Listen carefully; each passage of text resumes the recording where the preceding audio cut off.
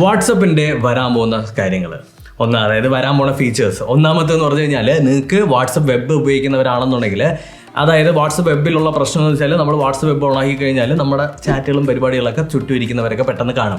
അത് കാണാതിരിക്കാനായിട്ട് നിങ്ങൾക്ക് screen lock വരുന്നുണ്ട്. അതായത് വാട്സപ്പ് വെബിൻ്റെ അകത്ത് നമുക്കൊരു ലോക്ക് സ്ക്രീൻ വരും. പാസ്വേഡ് അടിച്ച് നമ്മൾ എൻ്റർ അമർത്തി കയറിപ്പോയാൽ മാത്രമേ അത് അൺലോക്കായി നമുക്ക് ചാറ്റ് ചെയ്യാനായിട്ട് സാധിക്കുള്ളൂ. അപ്പോൾ പ്രൈവസി മാറ്റേഴ്സ്. കുറച്ച് നാൾ മുന്നേ ഞാൻ ഒരു വാട്സപ്പിൻ്റെ അപ്ഡേറ്റ് വീഡിയോയ്ക്ക് അത് പറഞ്ഞിട്ടുണ്ടായിരുന്നു.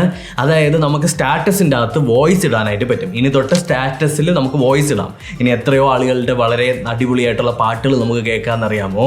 പാട്ടുകൾ കേട്ട് ഊപ്പാട് വരും. പിന്നെ പൊതുവെ വിഷമിച്ചിരിക്കുന്നവരും ദേഷ്യം വന്നിരിക്കുന്നവരൊക്കെ സ്റ്റാറ്റസിലൂടെയാണ് അവരുടെ ഇമോഷൻ പുറത്തു വിടുന്നത്.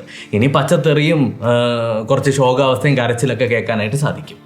അടുത്ത അപ്ഡേറ്റിൻ്റെ അകത്ത് നോർമൽ വാട്സപ്പിൽ നിങ്ങൾ എവിടെയാണോ പോയി നിൽക്കുന്നത് ആ ലൊക്കേഷൻ്റെ തൊട്ടടുത്തുള്ള ബിസിനസ് ഓണേഴ്സിൻ്റെ വാട്സപ്പ് ബിസിനസ് പ്രൊഫൈലുകൾ നിങ്ങൾക്ക് കാണാനായിട്ട് പറ്റും.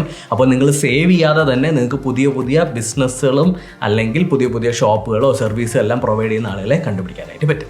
ഇപ്പം നമ്മൾ ആരെങ്കിലും നമുക്ക് അയച്ചിരുന്ന കോൺടാക്റ്റിനെ സേവ് ചെയ്യുന്നത് ആഡ് ടു കോൺടാക്ട് കൊടുത്തതിന് ശേഷം ഫസ്റ്റ് നെയിമും ലാസ്റ്റ് നെയിമൊക്കെ ടൈപ്പ് ചെയ്ത് എന്നിട്ട് പിന്നീട് സേവ് ചെയ്ത് മൊത്തത്തിൽ റീഫ്രഷ് ചെയ്ത് ഈ പരിപാടിയൊക്കെ ഒഴിവായി കിട്ടുകയാണ്. കോൺടാക്ട് കാർഡ് എന്ന് പറഞ്ഞിട്ടൊരു ഫീച്ചർ വരുന്നുണ്ട്. അത് വെച്ച് അയച്ചു കഴിഞ്ഞാൽ ജസ്റ്റ് ആഡ് ടു കോൺടാക്ട് അല്ലെങ്കിൽ ആഡ് കൊടുക്കുന്ന സമയത്ത് ഓട്ടോമാറ്റിക്കലി സേവ് ആയിക്കോളും. ആ ഒരു വലിയൊരു പ്രോസസ്സ് അങ്ങ് സ്കിപ്പ് ചെയ്ത് കിട്ടും.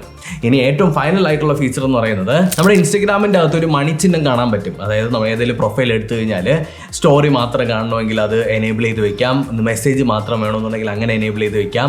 അതേപോലെ തന്നെ വാട്സപ്പ് വെബിൽ നമുക്കൊരു മണിച്ചിഹ്നം വരുന്നുണ്ട്. ആ മണിച്ചിഹ്നത്തിൽ അമർത്തുന്ന സമയത്ത് നിങ്ങൾക്ക് വേണമെങ്കിൽ സ്റ്റോറി കാണാൻ പറ്റും. ബാക്കിയെല്ലാം മ്യൂട്ട് ചെയ്യണമെന്നുണ്ടെങ്കിൽ അങ്ങനെ മ്യൂട്ട് ചെയ്തൊക്കെ വയ്ക്കാൻ പറ്റും. വലിയ ആവശ്യമൊന്നുമില്ല. ഇത്രയേ ഉള്ളൂ വാട്സപ്പിൻ്റെ ലേറ്റസ്റ്റ് ആയിട്ടുള്ള കുറച്ച് ഫീച്ചേഴ്സ് അല്ലെങ്കിൽ അപ്കമിങ് ആയിട്ടുള്ള ഫീച്ചേഴ്സ്. വീഡിയോ ഇഷ്ടപ്പെട്ടിട്ടുണ്ടെങ്കിൽ ലൈക്ക് ചെയ്യുക, ഷെയർ ചെയ്യുക. അടുത്തൊരു വീഡിയോയിൽ വീണ്ടും കണ്ടുവന്നിരിക്കും. ബൈ.